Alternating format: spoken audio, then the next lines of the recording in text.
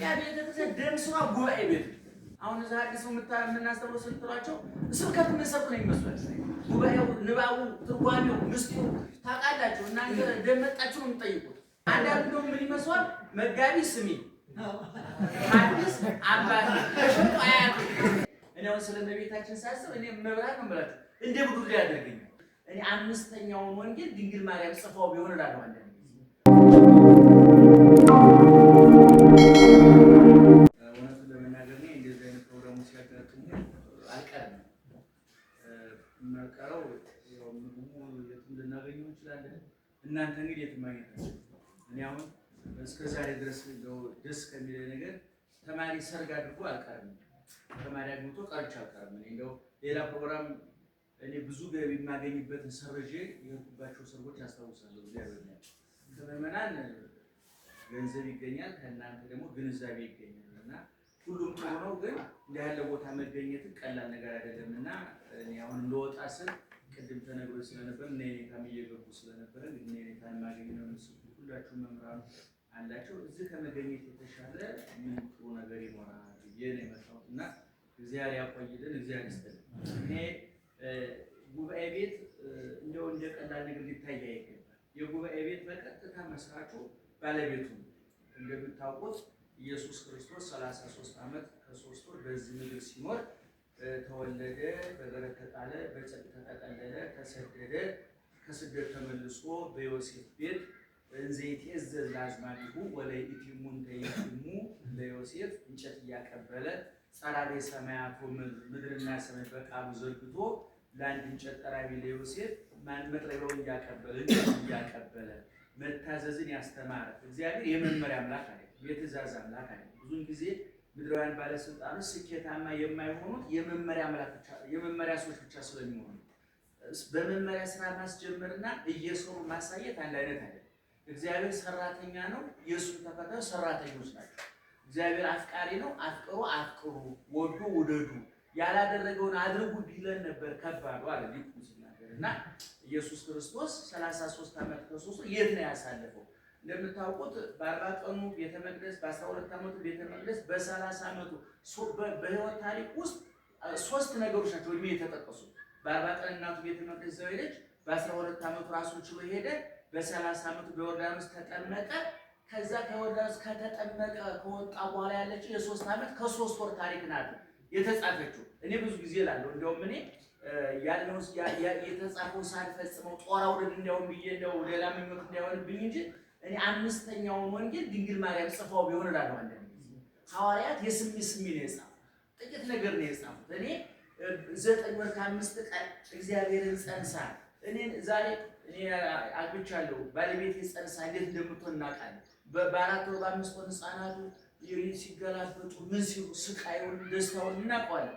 እኔ በእውነቱ እግዚአብሔር ከሰማይ ወርዶ በአጭር ቁመት ተጸንሶ ምልኡ ተወስኖ ረቂቁ ግዙፉ እርገዝፎ ሕያው ሟቹ ነው በቦታ በጊዜ በሁኔታ እዚህ ቦታ ነው የማይባል እግዚአብሔር በቤተልሔም ተወለደ፣ በናዝሬት አደገ፣ በዮርዳኖስ ተጠመቀ፣ በቀራንዮ ተሰቀለ፣ በጎልጎታ ተቀበረ፣ በቢታንያ አረገ ተብሎ የቦታ ቋንቋ ተነገረለት። እግዚአብሔር የቦታ አምላክ አልነበረ፣ የጊዜ አምላክ አልነበረ፣ የሁኔታ አምላክ አልነበረ። ሰማይንም እዴ ያጽናአቶ ለሰማይ ወሳረረት ወየማኔ ያጽናአቶ ለሰማይ እዴ ሳረረት አለምድር ወየማኔ ያጽናአቶ ለሰማይ እጃ ሰማይኒ መንበሬ ወምድርኒ መካይደ ገሬ ሰማይ ዙፋኑ ምድር የእግሩ መረገጫ የሆነችለት እግዚአብሔር አሁን ትንጥ የህፃን በቅፍ የሚያዝ እሽሩሩ የሚባል እግዚአብሔር ውጭ ላይ ተቀምጦ ነው። አንዳንድ ጊዜ እኔ አሁን ስለ እመቤታችን ሳስብ እኔ መብራት ነው ማለት እንደ ብዱር ያደርገኛል። አሁን ያ እግዚአብሔር ነው እንዴ እዚህ ጭራ ላይ ቁጭ ብሎ ጡቶቿን ይዞ እየጠባ ጉንጮቹን እየነካችው ጸጉሩን እያሻሸችው በጀርባው አዝላ ግብጽ ለግብጽ ስትንከራተት እዛ ደግሞ ቀራንዮ ላይ አላዛርን ሲያስነሳ ያየችው አይ ዘውሩን ጭቃ በቁቶ ሲፈውስ ያየችው ለምጽ ሲያነጻ ያየችው እግዚአብሔር አሁን ደግሞ ራሱ ያ ለምጻሞች እንዳያስቶ ያዳነጁ በቁስል ተጎርጉሮ ምራቅን ተፍሎ ያዳነ እግዚአብሔር ራሱ ምራቅ ሲተፋበት እናቱ ያየች ነበር። እና ይሄን ሁሉ ምታውቀው እሷ ናት። እና እንደው አንዳንድ ጊዜ አምስተኛውን ወንጌል እሷ ብትጽፈው ነው የቀረ ምስል ይቀርብን ነበር ብያስብና ጌታ ይቅርበለኛ ተቀብጬ ነው ያለው እንኳን ደውኑ ብላ አልፈጸመውም። እንደውም እኔ 2 ወንጌል ቢጻፍ ብቻ ይበቃ ነበር አተታ እንደታና ምንድነው 3 ዓመት ከ3 ወር እየሰማችሁ ተጠመቀ።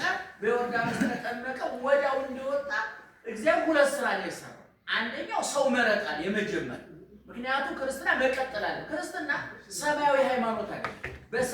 ከሰማይ መጽሐፍ ቅዱስ ከሰማይ የወረደ መጽሐፍ ነው። እኔ አንዳንድ ጊዜ የክርስትናን ጥልቀትና ምጥቀት የሚያሳየን እግዚአብሔር መጽሐፉን በእኛው ሐዲስ ኪዳን ብሉይ ኪዳን ከሰማይ የወረደ መጽሐፍ የለንም። እኛ ከሰማይ የወረደች እናትም የለችም። ድንግል ማርያምም ከሰማይ አይደለም የወረደችው ከኛው መካከል ናት። ይሄም ነው የሚያስደንቀው እኮ አሁን አናቆቱ አወጣለ ስለሷ ብለን እኔ ተውትኛ የተጨማለ ከኃጢአት ተጨማልቀ ምላሳችን ከሐሜት በተረፈ ነው የምናመሰግናት። እነ ዮሐንስ አፈወርቅ እነ ቄርሎስ እነ ቅዱስ ኤፍሬም እነ ቅዱስ ያሬድ ብለው እና አወጣላችሁ ያለው እኮ ወለት እግዚአብሔር ድንግል እናቱ ናት እና ወላጅና ሞግዚቷለች፣ አሳዳጊዋለች፣ የእንጀራ እናቱ አለች። አደራ ሳትግልና ተሰጣም አይደለም እናቱ ናት። 9 ወር ከ5 ቀን ጸንሳ ነው እና አሁን የመጀመሪያ በቅድም እንዳልኳችሁ ያንከሳ ሰው መረጠ። ምክንያቱም ክርስትና ከቅድም እንዳልኳችሁ ነው 39 የብሉይ ኪዳን መጻሕፍትም ምድር ላይ በብራና የተጻፈ ቀለም ተበጥብጦ ብራና ተፍቆ ብር ተቀርጾ ሰዎች ናቸው የጻፉ። ሐዲስ ኪዳን ኢየሱስ ክርስቶስ እዚህ ቦታ እሱ ጻፉ አላለም። እንደው ክርስትና ጽሑፍ አይደለም፣ ክርስትና ቀለም፣ ክርስትና ትምህርት አይደለም። እኛ አቅም ስላነሰ ነው የብሉይ መምህር የሐዲስ መምህር የተባለ ነው እንጂ የሕይወት መምህር ነበር የሚባለው። ግን እኛ ቢያንስ ያኛው ቢያቀር በዚህ እንበቀለው ብለን መኖር ሲያቀር ወደ ሽንሸዳ ተዘዋው ምን እናደርግ የትኬል ዝም ብሎ አይቀመጥም እንጂ ክርስትና ዕውቀት አይደለም። ዕውቀትማ ቢሆን አፈር ገዱ ገበሬ እየጸደቀ እነ ፕሮፌሰር ያሽቆረቁሩ ነበር። እንደውነቱ ለምን ንስጥሮስ እኮ አርዮስ እኮ ሊቅ ነበር የመጨም እንደውም እኮ በአትናቴዎስና በአርዮስ መካከል የነበረውን ክፍተት እኮ መንፈስ ቅዱስ ጣልቃ ገብቶ ባይደፍነው እኮ ጉዱነን እኮ ነበር። አርዮስ እኮ ሊቅ እኮ የመጠቀ ሊቅ ነው፣ በግጥም የሚያስተላልፍ ነው። ተጽፏል እኮ አይደል? ስለዚህ ክርስትና ዕውቀት አይደለም ሕይወት ነው። ሰው መምረጥ ጀመረ፣ ጉባኤ ቤት ተጀመረ። ያን ጊዜ ዛሬኛ ሐዲስ የምናስተምረው ነምስቡ የሚያስተምሩት እኛ ምንዳቅማችን የምንከተለው ሌሎችን ጥንታዊ ሊቃውንት የሚያስተምሩት የጉባኤው መስራች ማን ነው? እግዚአብሔር። እዛው እየበሉ እዛው ያገኟትን በልተው ያገኟትን ጠጥ እንደዛው እሱ ራሱ ጉባኤ ቤቱ ታውቁታላችሁ። መዓልተ ይብሔር በምኩራብ ወሌሊተ ይቤት ውስተ ደብረ ዘስሙ ኤሌዎን። ቀን ሲንከራተት እየዋለ በየብሱ በባህሩ መርከብ ላይ ሲወጣ ተራራ ላይ ሲወጣ እርሻ ሲሄድ ኩሽና ሲገባ ለቅሶ ቤት ሲሄድ ሰርግ ቤት ሲሄድ አላረፈም። እግዚአብሔር ሰርግ ቤት አይተነዋል፣ ለቅሶ ቤት አይተነዋል፣ በሽተኛ ሲጠይቅ አይተነዋል፣ በየለምጻሙ ቤት ሲንከራተት አይተነዋል። ዮርዳኖስ የወረደው ለዋና አይደለም ወንዝ ለመጎብኘት ሰው ፍለጋ እኮ። ይሄ ሁሉ ሲያደርግ ሐዋርያትም በዋለበት እየዋሉ ባደረበት እያደሩ ምስጢር ሳይከፈልባቸው ነው። ሌላ ያ የቀጠለው ጉባኤ ይሄ ጉባኤ እንግዲህ ማን ሸቱ ማን ነው ገሌ ማን ነው ዝርዝር ጉዳይ አትግደላችሁ። መቼስ ልምድግሙ የኔታ ዮሐንስ እንደተናገረ የኔታ ሲናገር የኔታ ዮሐንስ እኔ ኔታ የተባልኩት አሁን የመረከ ብዙ ጊዜ እናገራለሁ። እኔ ኔታ የተባልኩት አልወሳቸው እና የኔታ የሚለው ቀለሙ ወረቀት ላይ ቢጻፍ አንዳንድ ጽሑፎች ድንጋይ ላይ ይጻፋሉ እንዳይረሱ እና የኔታ የሚለው እንዳይጠፋ እኔ ላይ የኔታ ዮሐንስ እየተባልኩ ድንጋይ ነውና ቆይልን ተብዬ ነው እና አሁን እንግዲህ እንደ ኔታ ሲፈል ነው ኔታ ነው ኔታ በተባልኩት አየህ ከሚጠፋ ምን ችግር አለ? አንተ ጥዬ ባጠባ ቆይላችሁ የት ይጠፋ? እውነቱ ነው። እኔ አሁን የኔታ መባል ነው ፈልግ በጉባኤ ቤት አሁን መጋቢ አዲስ የሚል ተማሪ አወድም አንዳንዱ ነው ምን ይመስላል? መጋቢ ስሚ አዲስ አባቴ እሽቱ አያቴ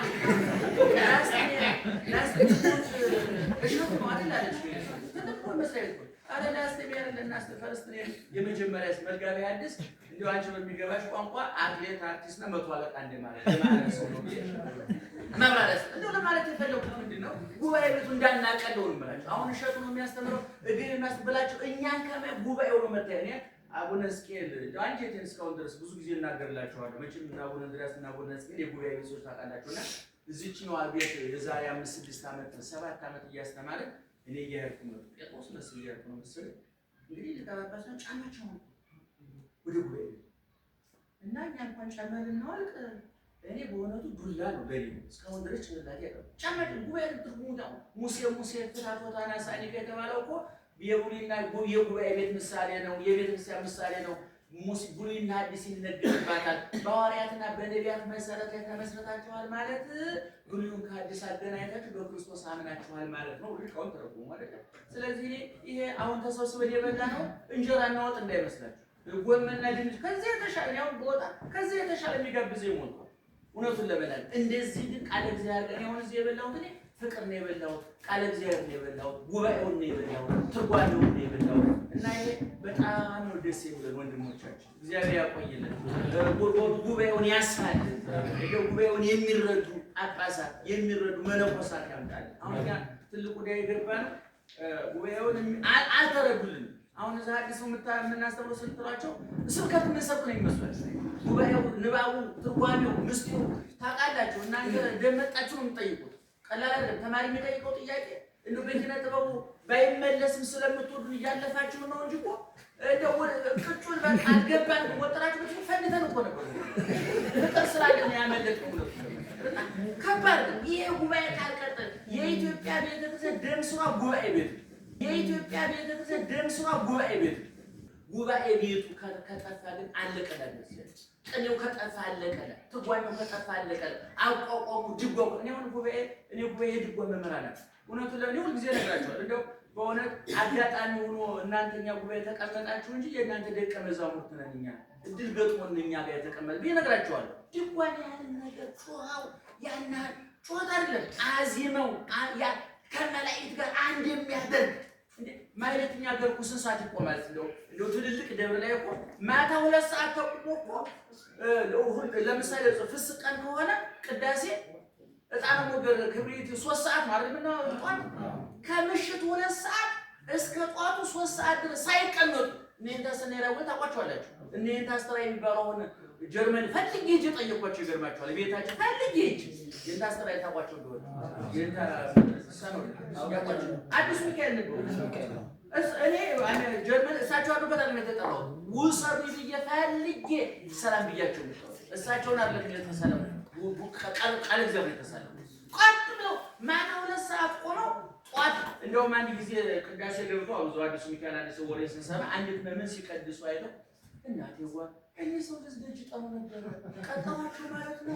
ምክንያታቸው ማለት ነው አቁማ ሴትየዋ ተቀጣው ማለት ነው። አሁን እኛ ምንናን ማለታቸው አሁን የበጠበጠን አለቆቹ አልረዳናል። ቅኔውን አልረዳው እንደ ሸክም ቆጠሩት ነው አብዛኞቹ አሉ። አቋቋሙን እንደ ሸክም እኔ አቋቋም ቤት ባልገባይ አቋቋም ቤት የገባው ወንድሜ የኔ ውበት ነው። የኔ ጣኑ ሞገር የሚጸነጸረው በሱ እኮ ነው። የኔ ዋዚያም የሚጸነጸረው በሱ እኮ ነው። እና አንዳችን ሌላችን ውበት ነን ነው ብላችሁ የማወቅ አለብን። ሁላችን ለፍላሽ መሆን የለብንም። ሁላችን ማይለታ መሆን የለብን። ሁላችን ቀዳሽ መሆን የለብን። አንዳችን ለሌላችን ውበት ነን። ቅዱስ ጳውሎስ እንዳለው አይን ጆሮ መስሎ እኮ ተናግሯል አይደል? ለምሳሌ እዚህ ጣታችን ላይ ቁስል ብትወጣ እኮ ሐኪም ቤት እንሄዳለን አይደል? እነማን ናቸው የሚሄዱት? አሁን ሐኪም ቤት አሁን ለምሳሌ ይችላል ቁስሉ ይችላል አይደል? ከሰውነት ስንት ፐርሰንት ሆናለች? 0 ምናምን ናቸው። ሐኪም ቤት እነግር እነወድ እነጉበት እነኩላሊት ተሰብስበው ናቸው ሐኪም ቤት ሄዳል። እዛም በኋላ ዶክተሩ ጋር ወደ ዶክተሩ ሄዶ ማን ነው ሄዶ እግር ከዛ በኋላ ሄዶ ለዶክተሩ መረጃ የሚሰጠው ማለት ምላስ ምን አሟታል ነው ነው ባንቺ ከጫጫ አሟታል ነው ምንድን ነው አሞኛል። ምክንያቱም እዚች ያለችው ቁስል ካልተፈወሰች ይሁን ሲገላበጥ የቃራው ችግሩ። ለዚህ ነው ቅዱስ ጳውሎስ ለመሐመ አሐዱ አባለነ ሁሉ የሐምም ምስሉ አንድ አካላችን ቢታመም መላ ሰውነታችን ይታመማል። አንዳንድ ጊዜ ደግሞ እንደ ውድ ጫማ ስናደርግ ወይ ውስጥ እንደው ውድ እንደው ወርቅ ነክ ሰዓት ብናስራው ደህና ዋላችሁ ደህናችሁ ለማሳየት አሁን እጅ እኮ የሚያውቀው ነገር ብረት ተሸክሞ ነው። ኩራቱ ያለው እዚህ ውስጥ ነው። ጭንቅላት እየኮራ ያለው እጁ የኔ ወኪል ነው ብሎ ይህን አንረዳም። ለዚህ ነው ሁልጊዜ አክሱም አንድ ችግር ተፈጠረ ሲባል እኔ ስቅ ያለስ ምክንያቱም እጣት ላይ ያለው ቁስል እግር ጋር ይመጣል። ወለጋ አንድ ችግር የሚፈጥር ይመጣል።